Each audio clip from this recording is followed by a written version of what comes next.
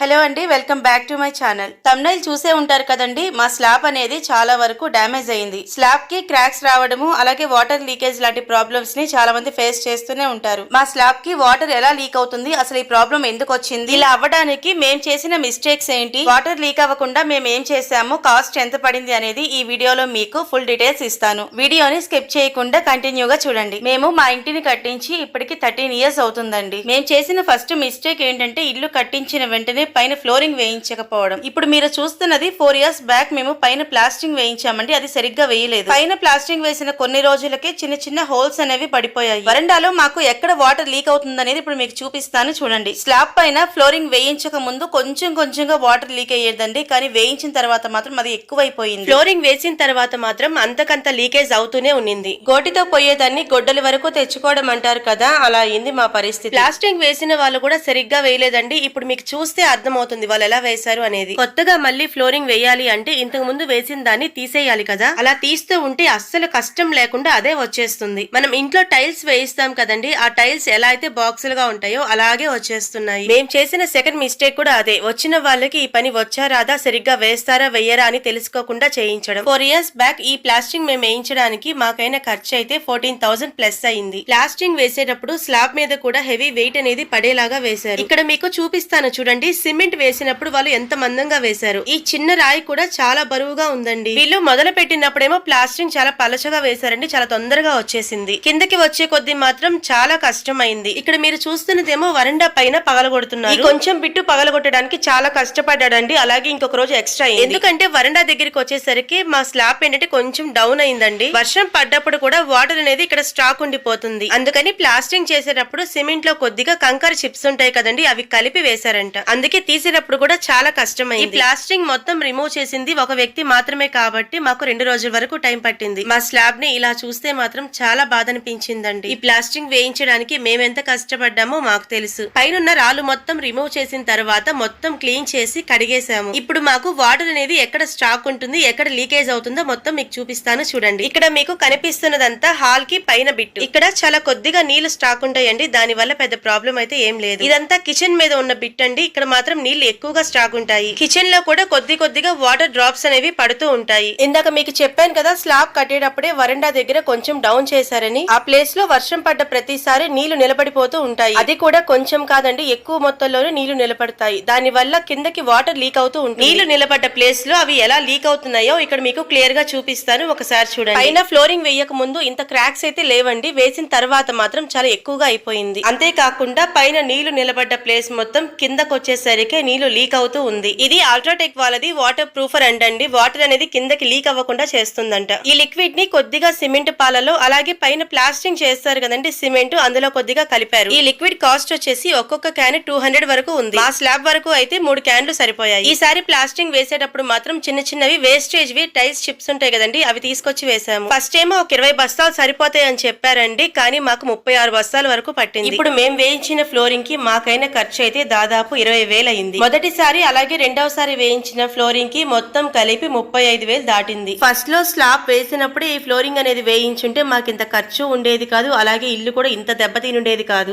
ఇల్లు ఎలాగో పూర్తయిపోయింది కదా, పైన ప్లాస్టింగ్ అనేది నిదానంగా చేయించుకుందామని తొందరపడి గృహప్రవేశం చేశాము. పోనీ ఇంట్లోకి వచ్చిన వెంటనైనా చేపించామా అంటే అది కూడా లేదు. ప్రస్తుతానికి బాగానే ఉంది కదా, నిదానంగా చేపించుకుందామని వాయిదా వేసుకుంటూ వచ్చాము. మేము చేసిన అతి పెద్ద మిస్టేక్ కూడా ఇదే. మీరు మాత్రం మేము చేసిన తప్పులేవి చేయకండి. ఈ వీడియో మీకు నచ్చినట్లయితే లైక్ చేసి నా ఛానల్ ని సబ్స్క్రైబ్ చేయండి. అలాగే పక్కనే ఉన్న బెల్ ఐకాన్ ని ప్రెస్ చేశారు అంటే నేను ఏ వీడియో పెట్టినా కూడా నోటిఫికేషన్ అనేది మీ మొబైల్ కి వెంటనే వస్తుంది.